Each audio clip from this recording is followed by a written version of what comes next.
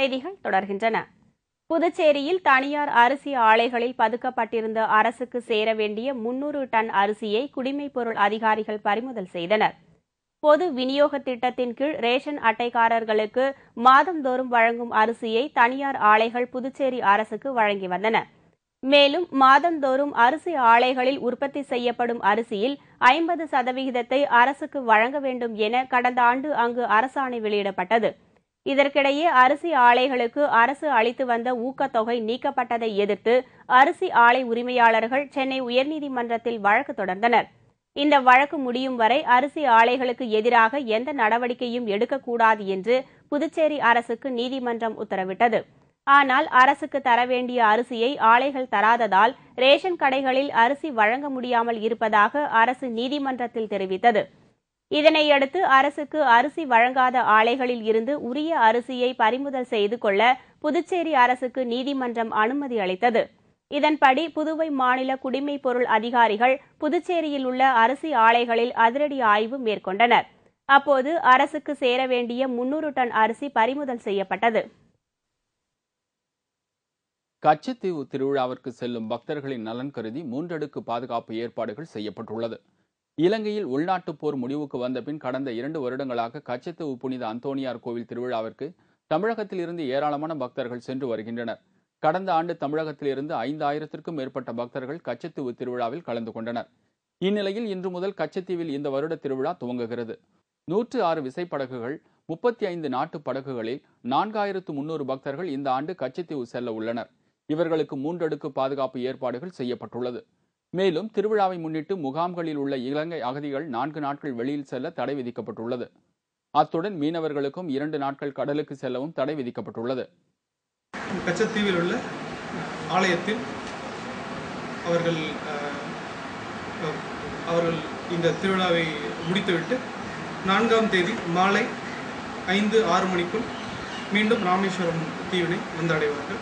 இதற்கு மாவட்ட நிர்வாகத்தின் சார்பாகவும் காவல்துறை சார்பாகவும் அனைத்து முன்னேற்பாடுகளும் செய்யப்பட்டுள்ளது. சித்த ஆயுர்வேத மருத்துவக் கல்லூரிகளின் அங்கீகாரத்தை மத்திய அரசு ரத்து செய்ததை எதிர்த்து சென்னை உயர்நீதிமன்றத்தில் தொடரப்பட்ட பொதுநல வழக்கு நேற்று விசாரணைக்கு வந்தது. பாளையங்கோட்டை அரசு சித்த மருத்துவக் கல்லூரி மற்றும் கன்னியாகுமரி அரசு ஆயுர்வேத மருத்துவக் கல்லூரிகளின் 1ஆம் ஆண்டு சேர்க்கைக்கான அங்கீகாரத்தை மத்திய அரசு ரத்து செய்திருந்தது. இதனை எதிர்த்து 200க்கும் மேற்பட்ட மாணவர்கள் கடந்த சில தினங்களுக்கு முன்பு சென்னை உயர்நீதிமன்றத்தில் பொதுநல வழக்கு தொடர்ந்திருந்தனர். இவ்வழக்கை விசாரித்த நீதிபதிகள் மத்திய மாநில அரசுகளுக்கு விளக்கம் கேட்டு நோட்டீஸ் அனுப்பியிருந்தனர். இந்நிலையில் சென்னை உயர்நீதிமன்றத்தில் இந்த வழக்கு நேற்று மீண்டும் விசாரணைக்கு வந்தது. கல்லூரிகளில் காலியாக உள்ள ஆசிரிய பணியிடங்கள் நிரப்பப்படாத காரணத்தினாலும் போதுமான அடிப்படை வசதிகள் இல்லாத காரணத்தினாலும் சம்பந்தப்பட்ட கல்லூரிகளின் அங்கீகாரத்தை ரத்து செய்ததாக மத்திய அரசு சார்பில் வாதிடப்பட்டது. இதற்கு பதிலளித்த மாநில அரசு கல்லூரிகளில் உள்ள குறைபாடுகளை விரைவில் நிவர்த்தி செய்து தருவதாக உறுதியளித்தது. வழக்கை விசாரித்த நீதிபதி ராமசுப்பிரமணியம் தேதி குறிப்பிடாமல் வழக்கை ஒத்திவைத்தார். தமிழக அரசை பொறுத்தவரையில் என்னென்ன குறைபாடுகள் சுட்டிக்காட்டப்பட்டனவோ அந்த குறைபாடுகளை எல்லாம் தாங்கள் நிவர்த்தி செய்துவிட்டதாக நீதிமன்றத்தில் தெரிவித்தார்கள். அவைகளை எல்லாம் பதிவு செய்து கொண்ட நீதியரசர் தீர்ப்பை தள்ளி வைத்திருக்கிறார். சென்னையில் அதிகாரியின் தரக்குறைவான பேச்சால் மனமுடைந்த ஆசிரியர் ஆசிட் கொடுத்து தற்கொலைக்கு முயன்ற சம்பவத்திற்கு காரணமான அதிகாரியை கைது செய்ய வலியுறுத்தி சென்னை மாநகராட்சி பள்ளிகள் இன்று இயங்காது என்று அறிவிக்கப்பட்டுள்ளது. சென்னை தண்டையார்பேட்டையில் உள்ள மாநகராட்சிக்கு சொந்தமான மேல்நிலைப் பள்ளியில் அறிவியல் ஆசிரியராக பணியாற்றி வருபவர் ஜெகதீசன். நேற்று காலை அந்த பள்ளிக்கு சென்ற கல்வி அதிகாரி ரவிச்சந்திரன் ஆசிரியர் ஜெகதீசனை தரக்குறைவாக பேசியதாக கூறப்படுகிறது. இதனால் மனமுடைந்த ஆசிரியர் ஜெகதீசன் ஆசிட் கொடுத்து தற்கொலைக்கு முயன்றுள்ளார். உயிருக்கு ஆபத்தான நிலையில் அவர் தனியார் மருத்துவமனையில் சிகிச்சைக்காக அனுமதிக்கப்பட்டுள்ளார். ஆசிரியரின் இந்த முடிவுக்கு காரணமான கல்வி அதிகாரியை கைது செய்ய கோரி 500 பெண் ஆசிரியர்கள் உட்பட ஆயிரக்கணக்கான ஆசிரியர்கள் நேற்று சென்னை மாநகராட்சி அலுவலகத்தை முற்றுகையிட்டு ஆர்ப்பாட்டத்தில் ஈடுபட்டனர். சென்னை மேயர் சைதை துரைசாமி ஆசிரியர் சங்க பிரதிநிதிகளுடன் நேற்றிரவு 10 மணி வரை பேச்சுவார்த்தையில் ஈடுபட்டார். இதில் உடன்பாடு எட்டப்படாத நிலையில் இன்று சென்னையில் மாநகராட்சி பள்ளிகள் அனைத்தும் இயங்காது என்று அறிவிக்கப்பட்டுள்ளது. மேலும் இன்றும் அனைத்து ஆசிரியர் சங்கத்தினரும் இணைந்து மாநகராட்சி அலுவலகத்தை முற்றுகையிட தீர்மானித்துள்ளனர். ஜெகதீசன் என்ற பட்டதாரி அறிவியல் ஆசிரியர் அந்த லேபில் இருந்த சல்பூரிக் ஆசிட் என்ற அமிலத்தை அருந்தி உயிருக்கு போராடக்கூடிய நிலையில் அப்போலோ மருத்துவமனையில் சேர்க்கப்பட்டுள்ளார். கல்வி அலுவலருடைய மாநகராட்சி கல்வி அலுவலருடைய அராஜக போக்கு தொடர்ச்சியாக இந்த மாநகராட்சி நடக்கிறது. அனைத்து ஆசிரியர்களும் பாதிக்கப்பட்டிருக்கிறார்கள். இடைத்தேர்தல் நடைபெறவுள்ள சங்கரன்கோவில் தொகுதியில் தேர்தல் விதிமுறைகளை மீறும் அதிமுக அரசு மீது பொதுநல வழக்கு ஒன்று தொடரப்பட்டுள்ளது. மார்ச் 18ஆம் தேதி இடைத்தேர்தல் நடைபெறவுள்ள நிலையில் தமிழக அமைச்சரவையில் இருக்கும் 37 அமைச்சர்களில் 32 அமைச்சர்கள் தேர்தல் பணிக்காக அனுப்பப்பட்டுள்ளனர். இதனால் அரசு பணிகள் நடைபெறாமல் முடங்கி கிடப்பதாக மகாவீர் சிவாஜி என்பவர் சென்னை உயர்நீதிமன்றத்தில் பொதுநல வழக்கு ஒன்றை தொடுத்துள்ளார். மேலும் சங்கரன்கோவில் தொகுதியில் அமைச்சர்கள் முகாமிட்டிருப்பதால் மக்களுடைய அடிப்படை பிரச்சினைகள் கிடப்பில் போடப்பட்டுள்ளதாகவும் தெரிவித்துள்ளார். தமிழக முதலமைச்சரும் செல்வி ஜெயலலிதா அவர்கள் தங்களது கட்சி வேட்பாளருக்கு தேர்தல் பணி ஆற்றுவதற்காக 32 அமைச்சர்கள் அடங்கிய ஒரு குழுவை அமைத்துள்ளார்கள். இந்த அமைச்சர்கள் அனைவரும் சங்கரன்கோயில் தொகுதிக்குள் தங்கியிருந்து தேர்தல் பணி ஆற்ற வேண்டும் என்றும் உத்தரவிடப்பட்டுள்ளது. இது எப்படி இருக்கிறது என்றால், குதிரைகள் ஓடிவிட்ட பிறகு லாயத்தை பூட்டுவதற்கு சமமானது.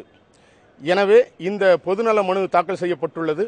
இந்த மனு விரைவில் உயர்நீதிமன்றத்தில் விசாரணைக்கு வர இருக்கிறது. இந்த வழக்கு மீதான விசாரணை வரும் திங்கட்கிழமை நடைபெறும் என்று எதிர்பார்க்கப்படுகிறது.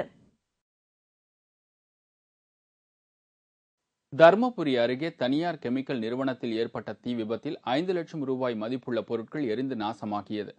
தர்மபுரியில் சோப்பு தயாரிக்க பயன்படும் மூலப்பொருள் தயாரிக்கும் நிறுவனத்தில் பொருட்களை வெப்பமாக்கும் போது ஏற்பட்ட திடீர் தீ விபத்தில் அங்கு வைக்கப்பட்டிருந்த 5 லட்சம் ரூபாய் மதிப்புள்ள பொருட்கள் எரிந்து நாசமாகின.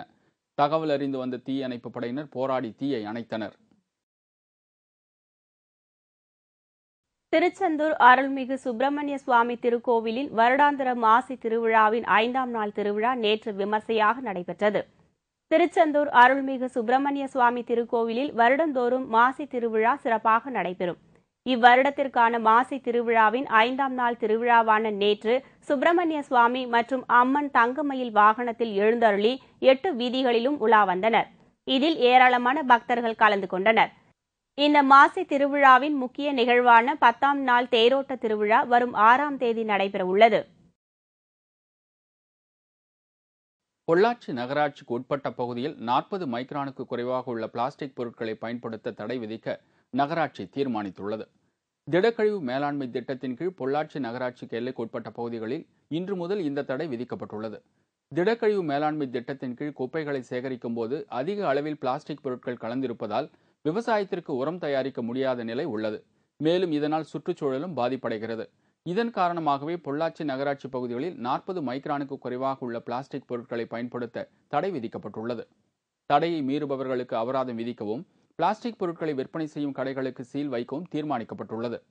நம்மளால இப்ப தண்ணியை யூஸ் பண்ண முடியாது, காற்றை ஒழுங்கா யூஸ் பண்ண முடியாது. 40 மைக்ரான் மேல யூஸ் பண்ணவங்களுக்கு அதுக்குன்னு காஜ் ஸ்கேல் முனிசிபாலிட்டி நாங்க வாங்கியிருக்கோம். செகண்ட் பப்ளிக்காக தான் நாங்க சொல்றோம். பப்ளிக் பொதுமக்கள் யூஸ் பண்ண அவாய்ட் பண்ணுவோம். இந்த 40 மைக்ரான் கீழே இருக்கும், கீழே யூஸ் பண்ணக்கூடாது கம்பல்சரி. அதுக்கு மேலே யூஸ் பண்ணாங்கன்னா நம்ம முனிசிபாலிட்டி பிளாஸ்டிக் கலெக்ஷன் சென்டர்னு ஒன்று வச்சிருக்கோம். அங்கே ரீசைக்ளிங் பண்ணுறதுக்கோ ஏலம்ன்றதுக்கோ ஆக்ஷன் இருக்கு. இதுக்கு மேலே 40 மைக்ரான் கீழே யூஸ் பண்ணி நாங்கள் சீஸ் பண்ணிட்டு திருப்பி அகைன் அதே வித்தாங்கன்னா அந்த கடையை நாங்கள் பூட்டி சீல் வைக்கிறது சட்டப்படி கோர்ட் மூலமும் நடவடிக்கை எடுக்கிறோம்.